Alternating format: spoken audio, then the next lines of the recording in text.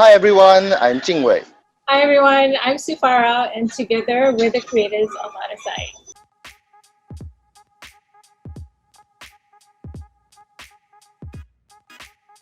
This story is really about a girl coming to terms or trying to be comfortable with who she is after she's found herself in a sort of unfavorable situation. It's about accepting who you've become, no matter how you become that thing, in a sense.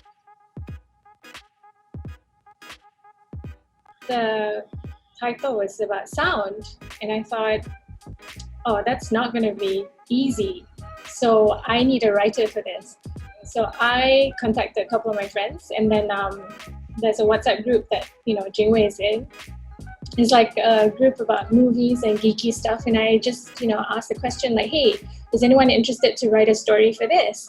So Jingwei came out with, I don't know, five different synopses, and I was like, wow, he's really interested, and I love all of them. So then we just got the ball rolling. But when she came to me and said, hey, anybody want to submit a comic for this, and I was like, oh, I've always wanted to write a comic since, like, I don't know, 10 years ago, when I was actually like reading a lot of comics. I was like, hey, maybe I should write something, but it never happened for one reason or another, because life and all that. So this seemed like a great opportunity to fulfill, to do what I couldn't do all those years ago.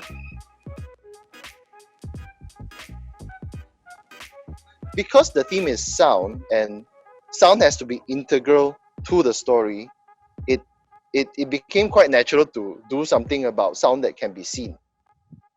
So when we had that idea, right, sound that can be seen, then everything sort of just fell into place. Oh, then it's a girl that can see sound. Why can she see sound? It's because something happened to her, so she can suddenly see sound, because there's been you have things about, like, when you have an accident, then suddenly you can hear sound. No, sorry, you can hear color, or you can. So if you can hear color, why can't you see sound? It sort of came out of that sort of thinking, lah.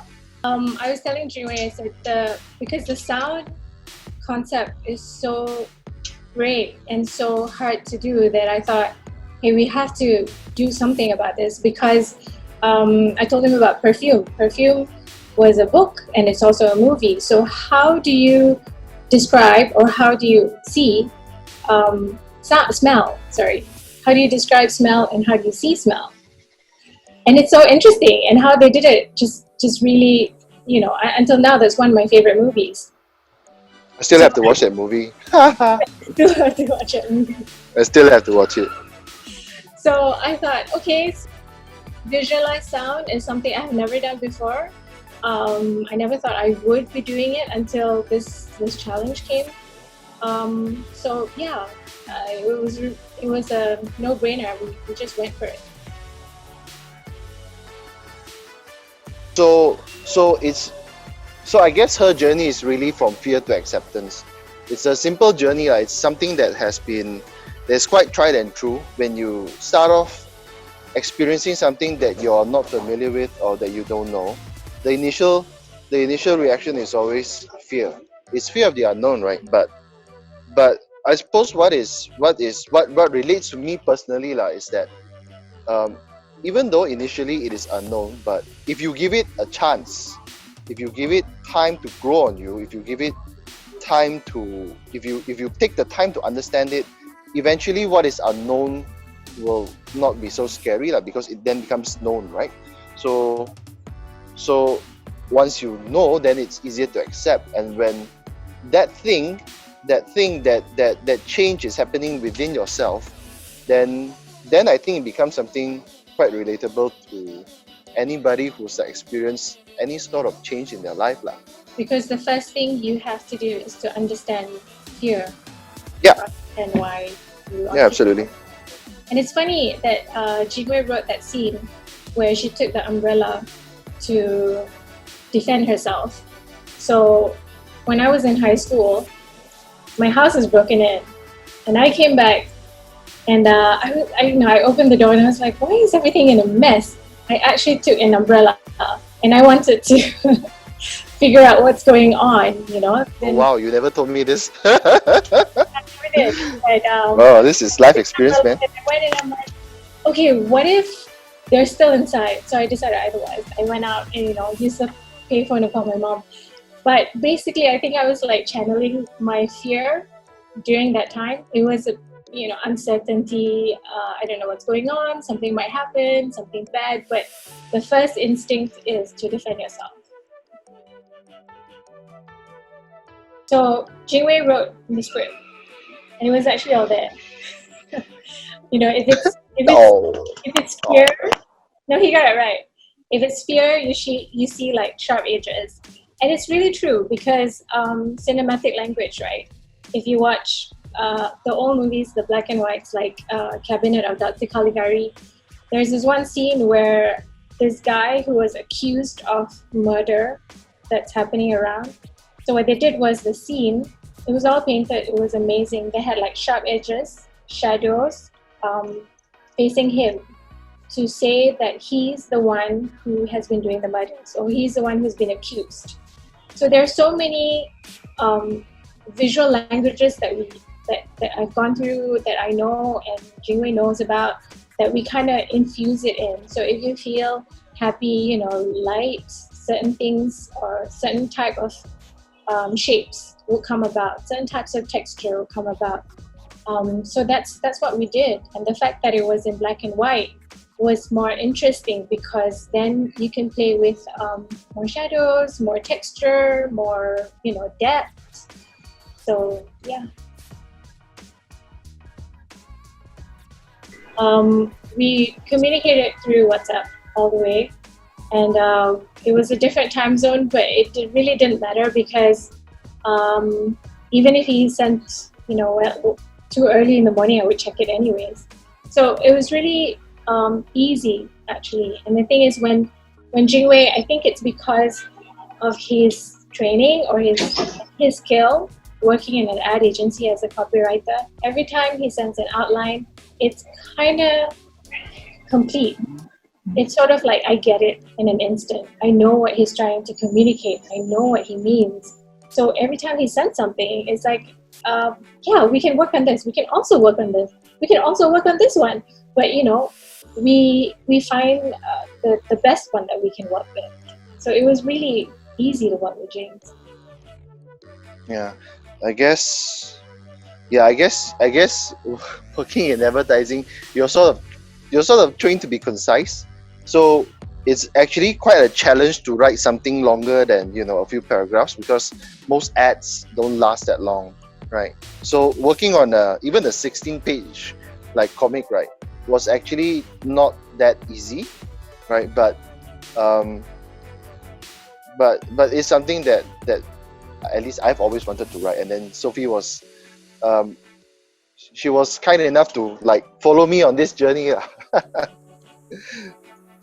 It was very easy working with Sophie because she was always very constructive. She was always very nice about things, and it was always to make the storytelling better, right? There would be pages where I would write, or maybe, you know, I wrote a page with like 9 panels and she cut it down to 3 and it still worked. So why don't we just do make the storytelling more economical? Yeah. For me, it would be the paneling, because I'm so used to illustrating for picture books, and they're different because you have a more complicated way of telling a story, because you've got different panels and different shapes, and then to tell the story. So that was my challenge. Also, the fact that it was in black and white, and usually, you know, sometimes when you say, okay, describe fear or describe serenity, you can say, oh, you know, fear is like red or black, serenity is color. green. Yeah, but we don't have any color in it, which is also interesting because then I started using more textures. I bought more brushes to try it out and to use more shadows and depth. So that was the challenging part, but it was also an interesting part that, you know, I'm glad I did it because I learned quite a bit. Yeah, for me, the challenge was really the length of it because I'm not used to writing stories that are longer than half a page. Because when you work in advertising nowadays, yeah, the films are like 4 minutes, 5 minutes long. But back in the day when I started writing TVCs and all that, it was always 30 seconds, 15 seconds, 10 seconds, 20 seconds with a 10-second tag on. So even when you're communicating in press or whatever, it has to be short and concise and pithy and witty and all these other writerly things. So for me it was about taking one sort of thought and how do I make it complete, how do I flesh it out so that it does have it remains interesting all the way through lah. And that also means that there are some ideas that we came up with that maybe doesn't work as maybe work better as like a 2-page story or 3-page story, I don't know, but this one was the one that had the most meat on it. So translating that idea into a full story, that to me was my own challenge lah.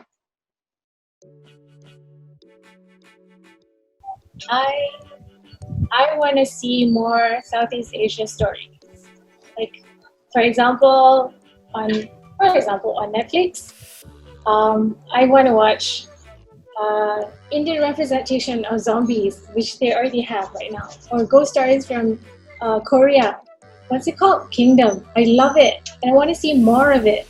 So somehow I think because of the culture that we have, the texture and the costume of Southeast Asia, I think it's so interesting, and I can't wait to see more. I want to see more. Yeah, I want to see like one creator, one artist or one writer that makes it big in the world. And it's like, hey, this guy is from Filipino, this guy is from Malaysia, this guy is from Southeast Asia, can represent. I think it's about time lah, and there's a lot of untapped mythology, untapped stories like in local culture that will be lost because a lot of traditional, like a lot of culture and history and tradition in Southeast Asia is actually oral. There's a lot of oral history, oral traditions that we lost. So I want, and I don't know all of them, but I want people who know these things to put it out there,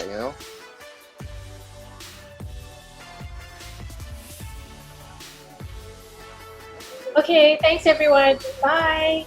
Jumpa lagi, bye bye.